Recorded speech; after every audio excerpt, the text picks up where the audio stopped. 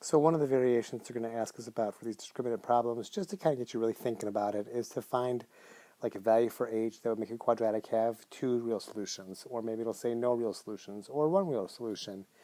And then you have to use those relationships we discussed in the previous examples to make that work. And there'll be like a weirdo h floating around.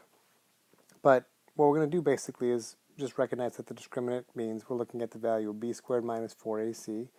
And as we saw in that previous video, if this is more than 0, there's two solutions. If it's less than 0, there's no real solutions. And if it equals 0, there's one real solution. So for this particular quadratic, that h looks probably a little bit weird. We're going to try and find values for h that work.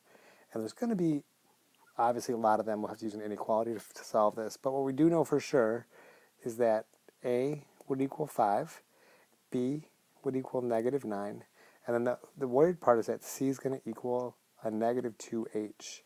And then we're going to go through and just plug these different values in to that discriminant formula.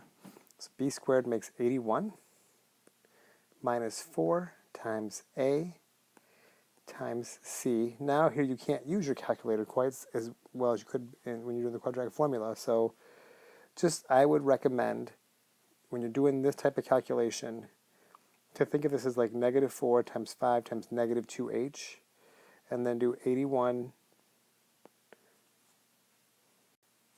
and then put whatever the answer to that is. That answer is going to be a positive because it's a negative times a positive times a negative. So it's going to be a positive, 4 times 5 makes 20, times 2 is 40 with an h. So it'll be positive 40, yeah, positive 40h. So plus 40h. And because I want there to be two real solutions, and this is what the discriminant would end up looking like, I need for this to be more than 0. Because anytime the discriminant is positive, we're going to have two real solutions.